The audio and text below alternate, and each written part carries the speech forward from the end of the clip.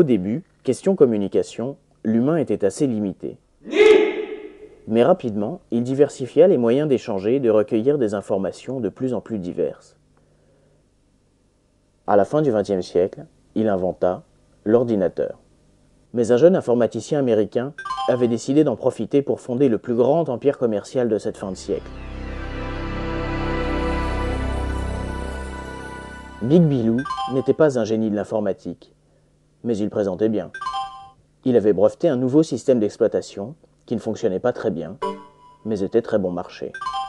Un système d'exploitation, c'est ce qui contrôle tous les rapports entre les machines, les programmes et l'utilisateur. Peu de temps avant Big Bilou, d'autres informaticiens avaient également produit un nouveau système d'exploitation. Le premier a utilisé une souris, permettant de cliquer sur des icônes pour ouvrir des fenêtres. Bref, le premier système d'exploitation utilisable par un individu lambda.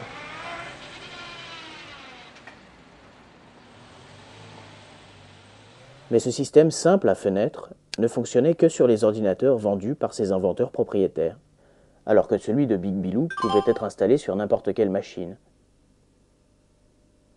Aussi, quand Big Bilou récupéra ce principe de souris et de fenêtre, c'est son système qui se mit à attirer de plus en plus de consommateurs.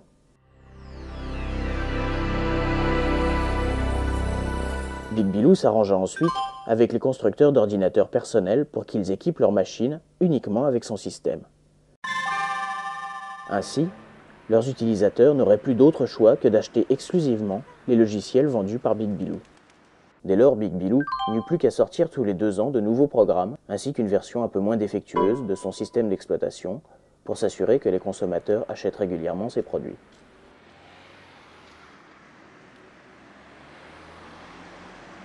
Mais à l'ombre de cet empire commercial, une communauté d'informaticiens et autres idéalistes prônait au contraire la gratuité du savoir et travaillait à l'élaboration de logiciels libres, c'est-à-dire gratuits et non brevetables.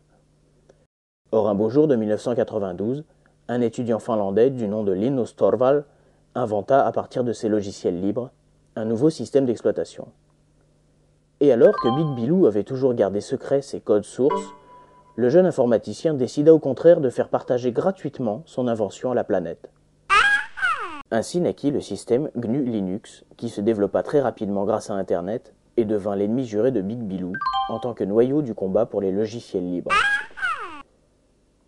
Big Bilou a toujours été le plus fort dans l'art de la guerre commerciale. Il équipe aujourd'hui 96% des ordinateurs de la planète. Il ne s'agit pas d'un monopole, son principal concurrent détenant 3% du marché, mais le quidam ne sait même plus qu'il pourrait taper des textes ou naviguer sur Internet grâce à d'autres logiciels que les produits de Big Bilou.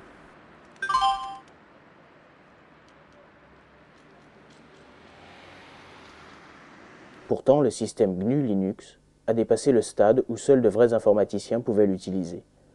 Aujourd'hui, des distributeurs proposent des versions préfabriquées du système GNU Linux, utilisables par des non-initiés et permettant tout ce que les produits de Big Bilou permettent, mais en plus solide, plus fiable, plus résistante aux virus, et gratuitement. Pour le moment, le grand public préfère toujours les produits de Big Bilou.